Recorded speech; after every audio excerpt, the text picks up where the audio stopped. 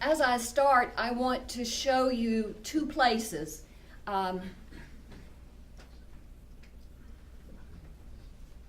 Buckingham County, in the geographic center of the state, is where my family has lived for generations, for well over 100 years. In Montgomery County, Virginia, wherever the MVP goes, this comes through, and the property where I live as I do my job teaching at Virginia Tech is within a mile of the Mountain Valley Pipeline. And in both cases, the compressor station will be about 4 miles away. Rural areas built this country. A generation ago, everyone was rural. Now our political power has moved to the populated areas. In the competition for resources, the populated areas keep seeking their fair share, feeling that they're sending all their money to the rural areas, forgetting that until recently, rural areas gave to them. In my work as a consumer educator and advocate, I found increasing lack of understanding of rural areas. Young people no longer spend their summers in the country with their cousins and learn and work on the farms. From Washington, D.C. to Richmond, I find that people have a total disconnect with rural areas and their issues. I've been told with disgust, we send welfare to the rural parts because they don't have the gumption to get up and move to where they could earn a decent living. They seem to think that all we do is sit on the front porch and rock. They talk about our empty roads, not realizing that they're crumbling, that they're not available where they're needed, that they're not built for the traffic that they're handling, and they certainly haven't driven on I-81 with trucks.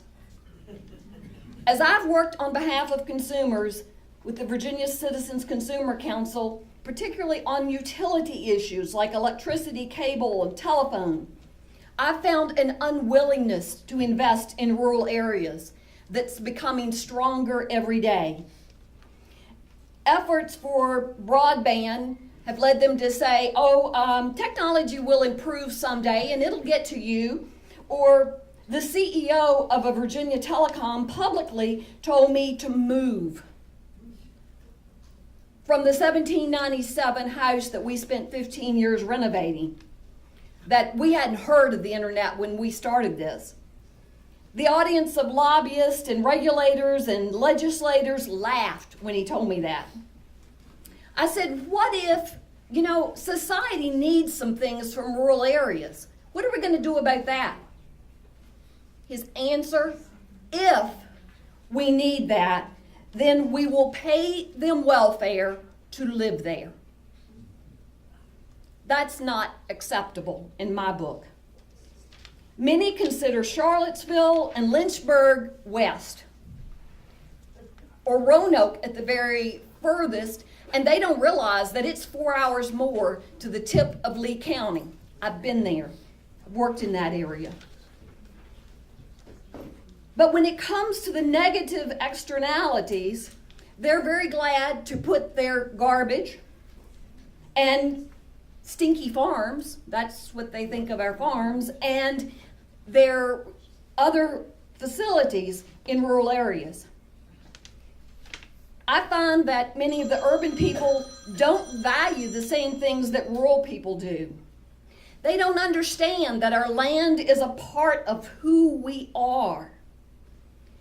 They move frequently and don't establish the same ties to the land that we do, or the same commitment. They get the easy image from the PR folks putting out that it's really okay to insert the pipelines and you won't know they're there. But they're ignoring what's really happening. People live in rural areas for quiet, to see the stars, to have clean air and water. We accept not having a grocery store on the corner in order to do that.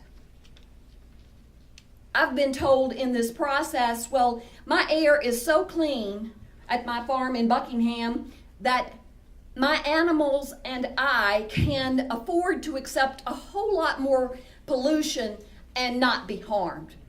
And I should accept that without question and get nothing for it. Rural people have worked for generations to build what we have. In my case, I grew up with the responsibility to care for the farm that my family was developing, to care for it and pass it to the next generation in as good or better condition. With a pipeline coming through the middle of it, I failed.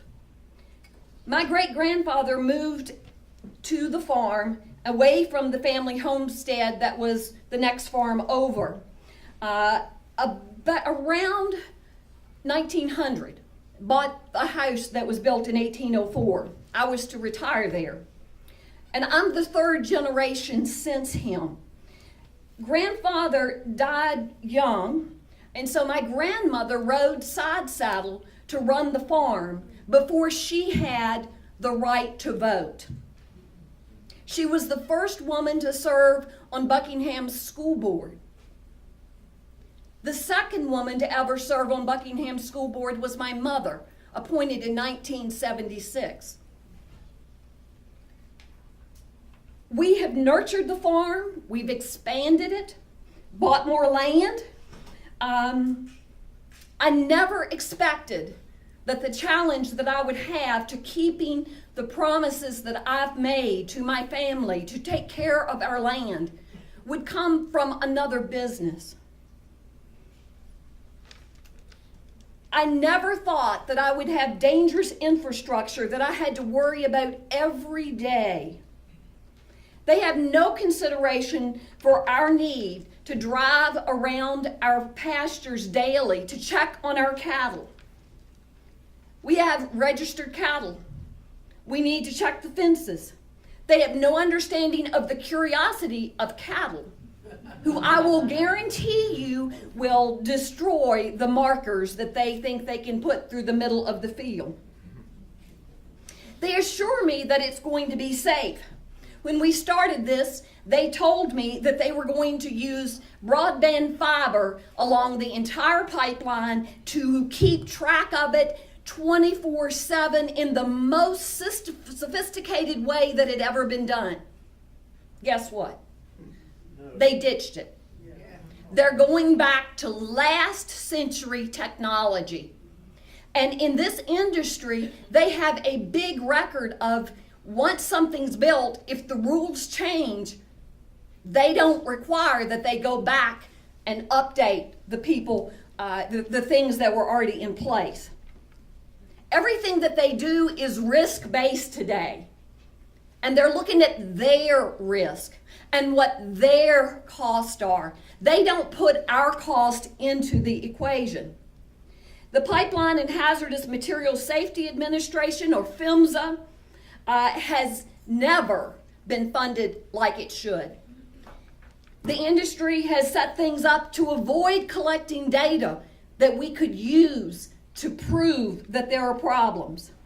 In fact, the National Transportation Safety Board found that many of the types of data that are required are not even being collected. Congress told them to emphasize the high consequence areas, and that means the populated areas, and usually ones that have, at least 5 stories and so forth. The low areas, like where we live, don't have the same level of safety. They're sacrificing the rural areas, stripping us of our wealth, doing a cost benefit that ignores us, sacrificing us. In Buckingham, that compressor station, it's going to be put at the crossing of this pipeline and the Transco line that's been there for 50 years. They're going to put pressure on Transco that hadn't been there before. That will reveal defects that weren't there before. Another sign of sacrifice.